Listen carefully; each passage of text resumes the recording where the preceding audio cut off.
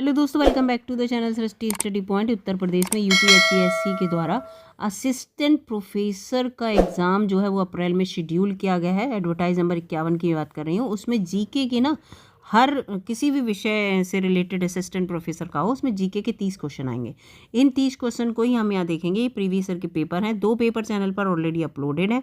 ये यहाँ पर तीसरा पेपर है। इससे आपको ये समझ में आएगा कि किस तरह के क्वेश्चन आपसे पूछे जा सकते हैं। ये तो मैं बता दूं कि बहुत ज़्यादा गहराई से क्वेश्चन 30 आपको नहीं पूछे जाएंगे। अगर आपको अच्छी सी जानकारी है तो आप डेफिनेटली ये 30 में से काफ़ी क्वेश्चन जो हैं वो हल कर सकते हैं। तो इसमें देखिए, पहला क्वेश्चन है वन्यजीव संरक्षण 2020 के लिए लाइफ टाइम सर्विस पुरस्कार निम्न में से किसे दिया गया। अब जो जितने भी पुरस्कार हैं ना, उनको पढ़ लीजिएगा, क्योंकि पुरस्कार से रिलेटेड क्वेश्चन आपको देखने को मिल सकते हैं। तो इसमें थियोडोर भास्करन है, ठीक है। ये जो है एक इतिहासकार और लेखक दोनों हैं। इसके बाद दूसरा प्रश्न यहाँ पर बड़ा इंपॉर्टेंट है, ये कि कितने प्रकार की मिट्टी जो है वो भारत में मुख्य रूप से पाई जाती है, मृदा। तो वो है 8 प्रकार की मृदा पाई जाती है भारत में। ये क्वेश्चन अक्सर पूछा जाता है, इसलिए यहाँ पर ये क्वेश्चन जो है इंपॉर्टेंट हो जाता है। और 8 प्रकार की मैं आपको यहाँ पर बता देती हूँ। पहली है जलोढ़, फिर है यहाँ पर काली मिट्टी के बाद आती है लाल मिट्टी के बाद आती है लेटेराइट, ठीक है। ये लेटेराइट मिट्टी के बाद शुष्क। ये पूरी देखिएगा, ये 8 हो गई, 5 हो गई हैं इस समय। शुष्क के बाद कौन सी होगी, लवड़िये होगी।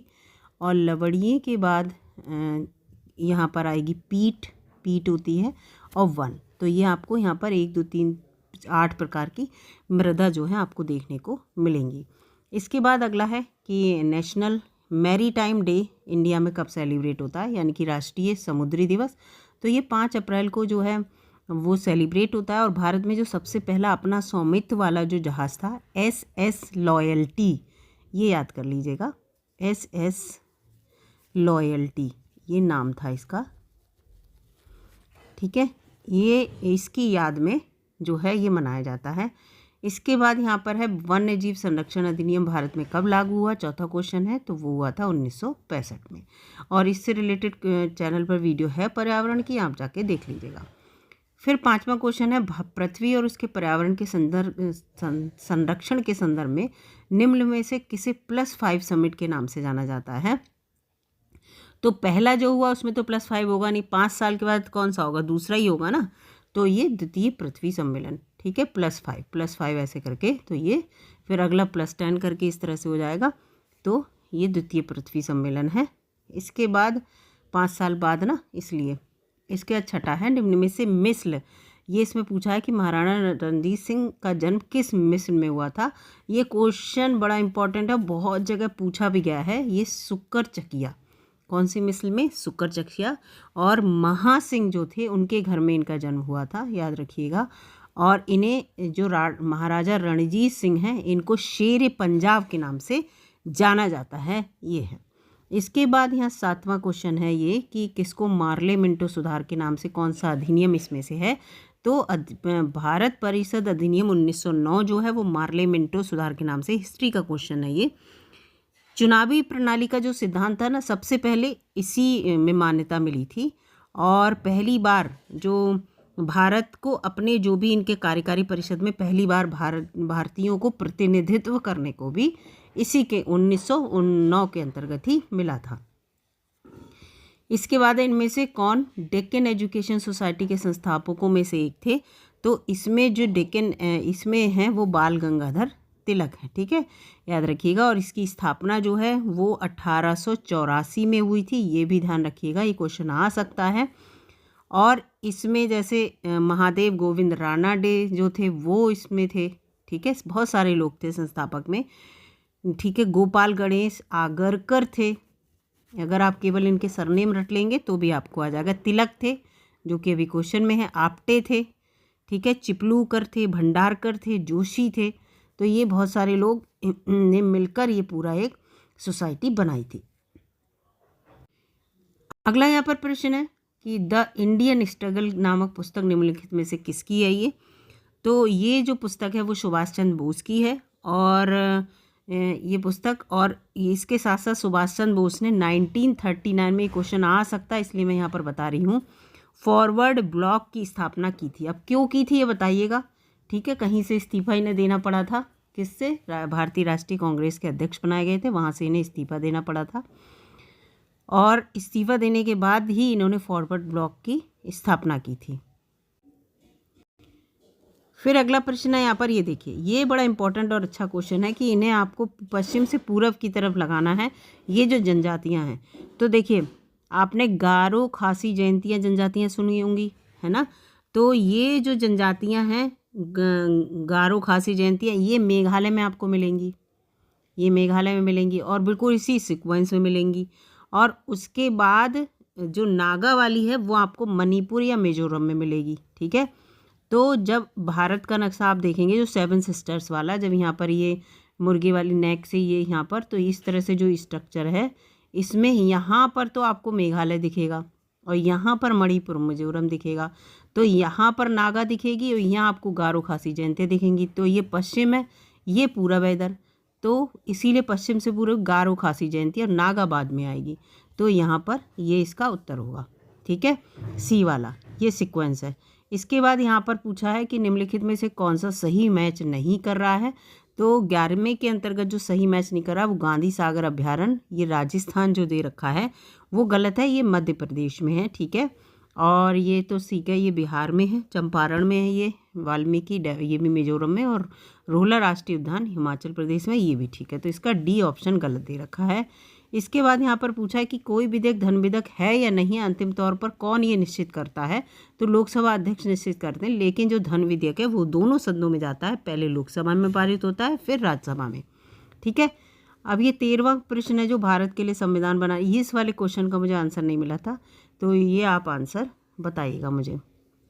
फिर 14वां क्वेश्चन है यहाँ पर, कौन सा सही सुमेलित नहीं है, बहुत ज़रा सा डाउट है यहाँ पर, मूल कर्तव्य वाला ये सुमेलित नहीं है, क्योंकि ये देखिए 6 लिखा है ना कि 4, और जबकि मूल कर्तव्य हमारे 4A में है। तो बच्चे यहीं पर कंफ्यूज हो गए होंगे कि ये 4 उन्हें याद है ना, तो 4 रोमन में कन्फ्यूज़न होता है, तो इसका ये गलत है, 4A में है। और ये मूल कर्तव्य जो है हमारे ए लिखने का मतलब है ये मूल संविधान में नहीं थे। जब अक्का खगा लिखा हो तो याद रखना ये बाद में जोड़े गए थे।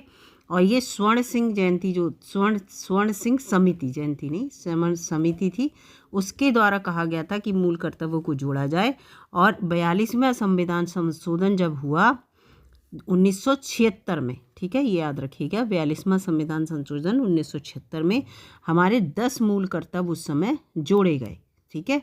लेकिन अब है 11 मूल कर्तव्य, तो एक मूल कर्तव्य जो एक्स्ट्रा बाद में जोड़ा गया वो 86वें संविधान संशोधन, अब ये कब हुआ 86वां, ये हुआ 2002 में, तो इसको जोड़ा गया। और अनुच्छेद कौन सा है इसमें, तो नीति निदेशक तत्व 51 तक है ना, तो 51 में ही 51A लिखा है, उसमें पूरे हमारे अनुच्छेद के अंतर्गत ये मूल कर्तव्य हैं। इसके बाद यहाँ पर है कि भारत कब अंतर्राष्ट्रीय मुद्रा कोष का सदस्य बना था, तो इसका उत्तर है यहाँ पर 1945। 1944 में फैसला लिया था कि हम बनेंगे और 1945 में ये बन गया था।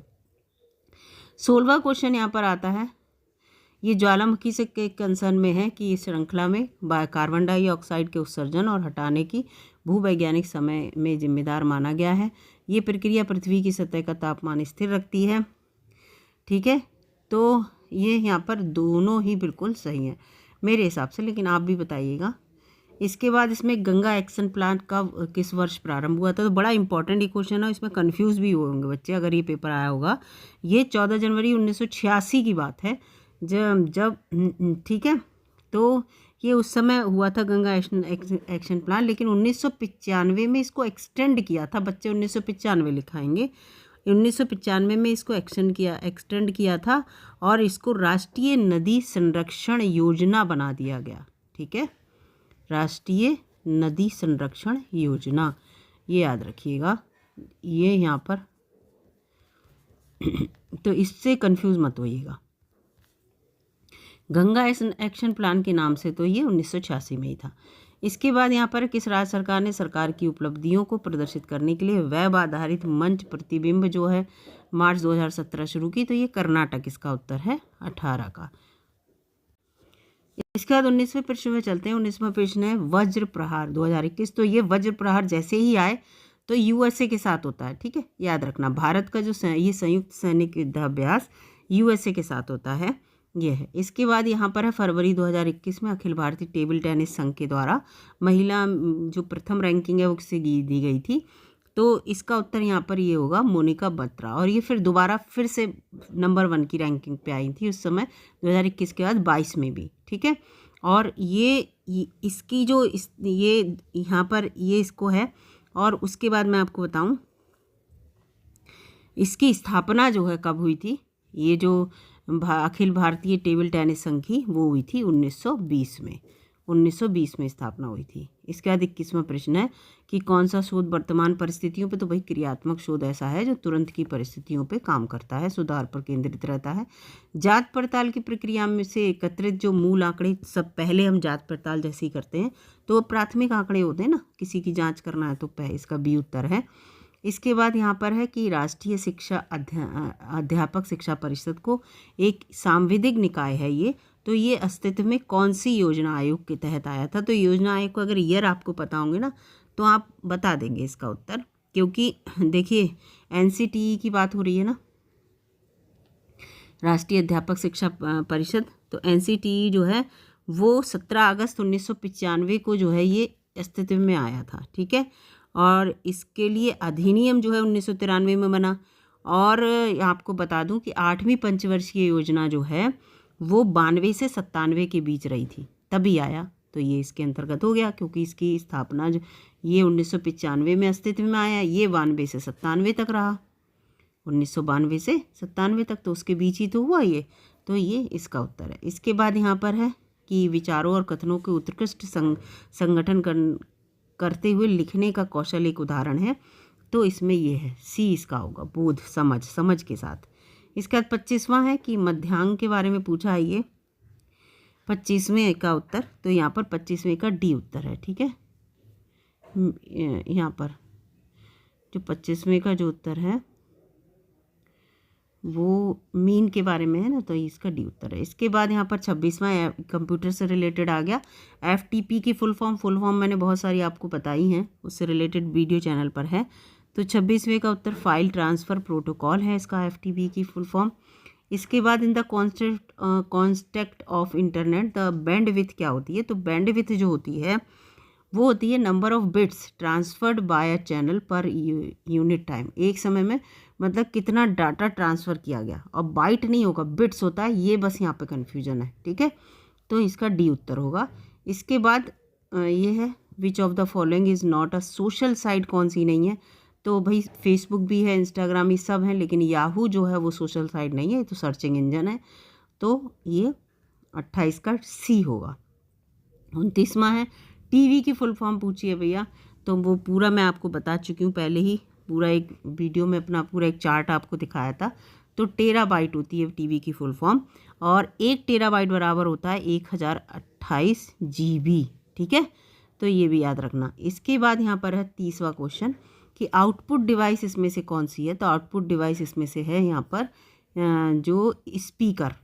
क्यों है स्पीकर आउटपुट डिवाइस, क्योंकि स्पीकर से हमें आवाज़ बाहर सुनाई दे रही है, आउट, ठीक है, जबकि स्कैनर नहीं है, स्कैन करके कंप्यूटर के अंदर जा रहा है मटेरियल, कीबोर्ड से टाइप कर रहे हैं वो भी कंप्यूटर में जा रहा है, और माउस से भी हम कुछ वो वहाँ क्लिक कर रहे हैं वो भी कंप्यूटर के अंदर, तो वो इनपुट डिवाइस हुई, और आउटपुट डिवाइस इसमें स्पीकर होगी। और वैसे में जो कंप्यूटर की वीडियो चैनल पर है उसमें ये बता रखा है मैंने कौन कौन सी इनपुट और आउटपुट डिवाइस हैं। तो 30 क्वेश्चन यहाँ थे, इसमें 30 में से 1 या 2 क्वेश्चन शायद मैं नहीं बता पाई थी। फिलहाल पूरी कोशिश की मैंने आपको बिल्कुल सही आंसर, उसके साथ साथ डिटेल भी देने की। वीडियो अगर अच्छी लगी तो लाइक कीजिएगा, चैनल पर नए हो सब्सक्राइब कर लीजिएगा। मिलूंगी अगली वीडियो में, तब तक के लिए नमस्कार, धन्यवाद।